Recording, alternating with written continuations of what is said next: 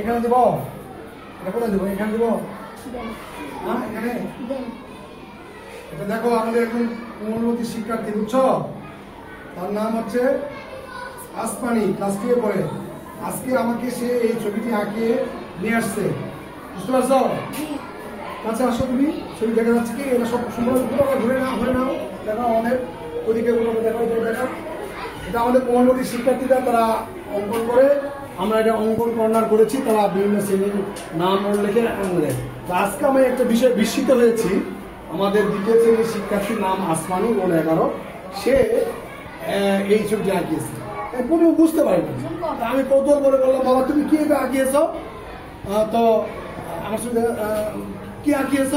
তো সে বলতেছে যে আমি এটা আবু সাইদকে আঁকিয়েছি। এই যে আবু সাইদ এইভাবে যে গুলি খেয়ে মারা গেছে, সেই আবু সাইদকে দেখেছে। তো সেই আমি বললাম তোমার ছবিটি ভালো লেগেছে, তোমার যে মানে এই ছবিটি দেখো, তো এই তোমার যে ছবিটি আঁকিয়েছ, তো আমার খুব ভালো লেগেছে। তো এই জায়গা থেকে আমি ভাবলাম যে আমি বোর্ডে, যদিও অর্থ ওর যে মনের যে একটা মানে মনের যে একটা কল্পনার জগৎ, সেই কল্পনার জগৎকে সে আবু সাইদকে আঁকিয়েছে। আমি তাকে জিজ্ঞেস করলাম যে তুমি কেন ছবি আঁকিয়েছো, কিভাবে দেখলাম? সে বলছে কি যে আমি হলো ইয়েতে শুনছি, টেলিভিশনে দেখেছি, বাংলাদেশ, নতুন বাংলাদেশ গড়ার জন্য সে আবু সাইদকে জীবন দিয়েছে, রক্ত দিয়েছে, এই জন্য মারা গেছে, এই জন্য তাকে সে আঁকিয়েছে। তো আমার খুব ভালো লাগলো তার এই কথাগুলো শুনে, ভাবলাম যে আমি তার এই ছবিটি একটু আঁকে দেবো। তো এই হলো আজকে আমি অঙ্কন কর্নারে ছবিগুলো আঁকিয়ে টাঙিয়ে দিলাম। তো আমার কোমলমতি শিক্ষার্থীরা অনেক সুন্দর সুন্দর এই ছবিটি আঁকিয়েছে কি ইয়াসমিন, না ক্লাস 5 এর ইয়াসমিন ছবিটি আঁকিয়েছে। এই যে নৌকা, গাছ, উপরেরটা কেটে আছে রুজিবালা, রুজির বারটাও সুন্দর হয়েছে।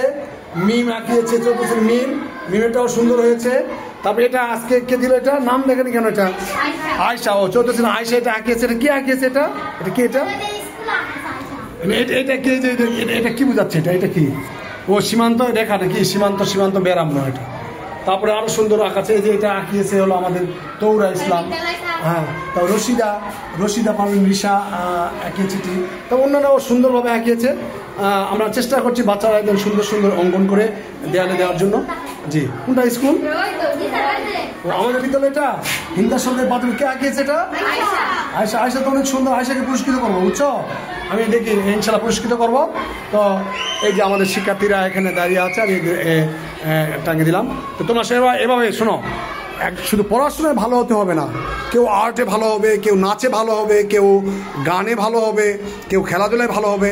আমরা প্রত্যেকটা বিষয়ে, তুমি কেউ খেলাধুলা ভালো, কেউ হয়তো নাচে ভালো, কেউ নাচে ভালো নয়, সে হয়তো দাবা খেলায় ভালো, সে দাবা খেলায় ভালো নয়, সে পড়াশোনায় ভালো, সে হয়তো কেউ না কেউ একটা জায়গাতে অবস্থান তৈরি করতে হবে। বুঝতে পেরেছো তোমরা? তো তোমরা সবাই এই কাজগুলো করবা। বাসায় অবসর টাইমে মোবাইল নিয়ে গেম খেলার চাইতে এই ছবিগুলো আঁকাবে, ঠিক আছে? তোমরা মোবাইলে অধিকাংশ, আমি জিজ্ঞেস অনেক অভিভাবক আমাকে বলে যে মোবাইল নিয়ে তারা গেম খেলে, তোমরা খেলো করো, তো এটা করবা না। তোমরা প্রয়োজন অবশ্যই টাইমে এই ছবি আর্টগুলো করবা, তোমরা দাবা খেলবা, জ্ঞান বাড়বে, বুঝছো? জ্ঞানের মস্তিষ্কের উপর চাপ রাখবা, মস্তিষ্ক যেন চিন্তা করে যে কীভাবে আমি এই সমস্যার সমাধান করতে পারি, তাহলেই তোমাদের জ্ঞান বৃদ্ধি হবে। বুঝতে পেরেছো তোমরা?